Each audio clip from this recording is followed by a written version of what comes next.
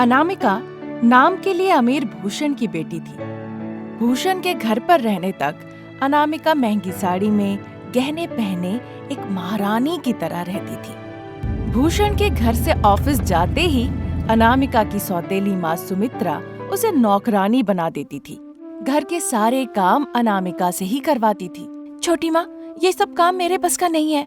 घर पे नौकर चाकर है ना, फिर ये सब काम मैं क्यों करूं? क्या रे मेरी सौतेली बेटी, आज जुबान बहुत चला रही है। हाँ, आप जो तकलीफ दे रही है वो बर्दाश्त नहीं कर पा रही हूँ छोटी माँ। घर पे नौकर चाकर है, मुझसे ये सब काम नहीं होगा, कहकर वो अपने कमरे में चली जाती है। तुम चली जाओगी तो मैं तुम्हें छोड़ दूंगी, तुम्हारे कमरे में आऊंगी, तुम्हें और परेशान करूंगी। ये कहकर उसके कमरे में जा ही रही थी कि पंडित जी उनके घर आते हैं। सुमित्रा जी, भूषण जी नहीं है क्या? वो तो ऑफिस गए हैं पंडित जी, वहीं जाइए। अब इतनी दूर जाना तो मुश्किल है, वो आएंगे तो उन्हें ये लड़के का फोटो दिखाइएगा। कहकर पंडित जी ने लड़के की फोटो दी। सुमित्रा ने लड़के की फोटो देखकर, ये लड़का कौन है पंडित जी? माँ, ये लड़के का नाम सुदर्शन है, जाने माने बिजनेसमैन लक्ष्मण जी का ये बेटा है। अनामिका को पसंद आए तो शादी करने की बात कही है। ये सुनकर सुमित्रा तो हैरान रह गई। भूषण जी आए तो ये फोटो उन्हें दिखाइएगा, भूलिएगा मत। ठीक है पंडित जी, उनके आते ही दिखाऊंगी, अभी जाइए। इसके बाद पंडित जी वहाँ से चले जाते हैं। इतना सुंदर लड़का और अमीर मेरी सौतेली बेटी का पति बनकर आए, ये मंजूर नहीं। मेरी बेटी का पति गरीब और सौतेली बेटी का पति अमीर, ना ना, ये अनर्थ मैं नहीं देख सकती। ये रिश्ता मैं नहीं होने दूंगी। ऐसा सोचकर कार से घर से निकलकर 2 घंटे का सफर तय करके शिवपुर नाम के गांव में शारदा के घर वो पहुंचती है। आओ बहनाओ, बड़ी घर की बेटी, कैसी हो? बेटा रमेश कहाँ है भाभी? काम पे गया सुमित्रा, कुछ जरूरी है क्या? हाँ काम है, बहुत जरूरी काम है। ठीक है भाभी, मैं उसके काम की जगह पर जाके मिल लेती हूँ और जो काम है बता देती हूँ। भाई साहब आए तो बताइएगा, मैं आप लोगों से मिलने आई थी। कहकर फिर से कार में रमेश की तरफ चल पड़ी। उस समय रमेश और अनामिका फोन पर बातें कर रहे थे। क्यों अनामिका, बार बार तुम मुझे क्यों फोन करती हो? तुम्हारा और मेरा प्यार मुमकिन नहीं, शादी नहीं हो सकती। आज मैं हमारे प्यार के बारे में पिताजी को बताऊंगी। हाँ बता दो, वो राजी होंगे तभी हम शादी करेंगे, नहीं तो नहीं, ठीक है ना? वो माने या ना माने, मैं तुम्ही से शादी करूंगी। मैं तुम्हारे घर जाऊंगी, मैं तुम्हारे साथ ही खुश रहूंगी। अरे अनामिका, तुम्हारे घर का बाथरूम जितना बड़ा है उतना पूरा हमारा घर है। हमारे खुद के सोने के लिए हमें जगह नहीं होती है। तुम हमारे घर पे आके नहीं रह पाओगी। ये प्यार वार छोड़ो, शादी की बात मत करो। कहकर अनामिका फोन रख देती है। तब तक सुमित्रा कार में बैठकर रमेश के ऑफिस में पहुंचती है। कार से ही सुमित्रा रमेश को फोन लगाती है। चाची का फोन देखकर रमेश ऊपर से नीचे उतर आता है।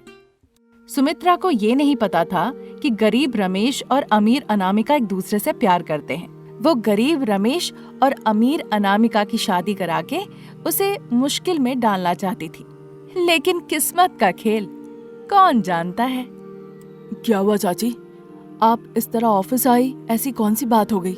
रमेश, तुमने जो जुबान दी थी उसे निभाने का समय आ गया है। ठीक है चाची, मैं जरूर निभाऊंगा। बताइए, मुझे किससे शादी करनी है? सुमित्रा बिना कुछ बोले अनामिका की फोटो दिखाती है। रमेश हैरान रह जाता है। कब शादी करनी है मैं खुद बताऊंगी, बस कर लेना। ठीक है चाची।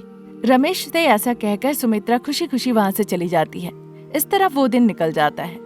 अगले दिन करोड़ों की संपत्ति के मालिक भूषण घर में बने ऑफिस में कमरे में बैठकर फाइल देख रहे थे। तभी उसकी दूसरी पत्नी सुमित्रा गुस्से में वहाँ पे आती है। मुझसे बिना पूछे अनामिका के लिए शादी का रिश्ता देख रहे हैं? यह घर है, यहाँ नौकर चाकर है, इस तरह से क्यों चिल्ला रही हो? मुझे बिना बताए मेरी सौतेली बेटी का रिश्ता देख रहे हो, उसकी शादी कराने जा रहे हो, तो मैं गुस्सा ना करूं? चिल्लाओ नहीं। वो तुम्हारी सौतेली बेटी है सुमित्रा, तुम्हारा लेना देना नहीं। जाओ तुम अपना काम करो, जाओ। वो मेरी हमेशा सौतेली ही बेटी रहेगी, लेकिन इस घर की वारिस मेरी बेटी अमृता होगी। तुम्हारा ये हसीन सपना कभी पूरा नहीं होगा। मेरी संपत्ति की वारिस सिर्फ अनामिका है। अब जाओ, जिस काम के लिए आई थी वो हो गया। अभी खत्म नहीं हुआ। मेरी बेटी अमृता गरीब घर में जाके कष्ट उठा रही है और वो सौतेली बेटी वो अमीर घर में जाके आराम से रहेगी। अमृता जो आज कष्ट में है उसकी वजह भी तुम ही हो। चाहे कुछ भी हो जाए, वो अमीर बिजनेसमैन लक्ष्मण के घर में अनामिका बहू बन के जाए, ये मैं कतई नहीं चाहती। तुम्हारे पसंद नापसंद से कोई फर्क नहीं पड़ता। मैं राजी नहीं हूँ। तुम्हारे राजी होने से भी मुझे 1 करोड़ रुपए नहीं मिलने वाले हैं और राजी ना होने से भी 1 करोड़ रुपए डूबने वाले नहीं हैं। जाओ अपने काम पे मन लगाओ। भूषण के ऐसा कहते ही सुमित्रा गुस्से से वहाँ कमरे से हॉल में आ जाती है। आवेश में आकर वो सौतेली बेटी अनामिका कैसे अमीर घर की बहू होती है, मैं भी देखती हूँ। हाँ, मन ही मन सोची रही थी, तभी वहाँ अनामिका आती है। छोटी माँ, मुझे आपसे कुछ बात करनी है। तुम मुझसे क्या बात करोगी? जाओ जाके अपने पापा से बात करो। जाओ, मेरी आंखों से दूर हो जाओ। छोटी माँ, पिताजी ने जो मेरे लिए लड़का देखा है, मुझे उससे शादी नहीं करनी। ये सुनकर सुमित्रा खुश हो गई। क्या कह रही हो तुम? तुम्हारे पिताजी जो रिश्ता लाए हैं उससे शादी नहीं करोगी? रमेश नाम का एक गरीब लड़का है, उसने मुझे खून देकर मेरी जान बचाई है। उसकी अच्छाई मुझे अच्छा लगा, प्यार कर बैठी। मैं उसी से शादी करना चाहती हूँ। ये बात आप पिताजी को बता दीजिए। अनामिका के ऐसा कहते ही रमेश नाम सुनकर सुमित्रा को थोड़ा शक हुआ। उसने रमेश की फोटो दिखाने को कहा। अनामिका ने रमेश की फोटो दिखाई। इसी लड़के से प्यार करती हो तुम? हाँ छोटी माँ, आप रमेश को जानती हैं? मैं जानती हूँ, रमेश से ही तुम्हारी शादी होगी, मैं वादा करती हूँ। सुमित्रा के ऐसे कहते ही अनामिका खुश हो जाती है। 2 दिन बाद सुमित्रा ने आगे रहकर एक मंदिर में रमेश और अनामिका की शादी करा देती है। बात पता चलने पर भूषण भी मंदिर में आते हैं। वहाँ हुई बातचीत में अनामिका को एक बात समझ में आती है कि सुमित्रा रमेश की एक करीबी रिश्तेदार है। तुमने ऐसा क्यों किया नहीं पूछूंगा, पर एक बार मुझे बताती तो बेटा। तुम जहाँ भी रहो खुश रहो। मैं बस यही चाहता हूँ, मुझे बस तुम्हारी खुशी चाहिए।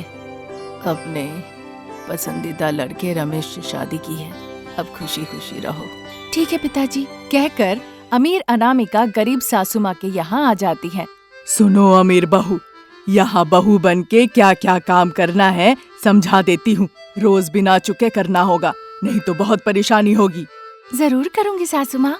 रोज सुबह जल्दी उठना होगा, सरकारी नल से पानी लाना होगा, फिर गोबर से आंगन लेपना होगा, रंगोली बनाना होगा, पूरा घर पोछा लगाना होगा।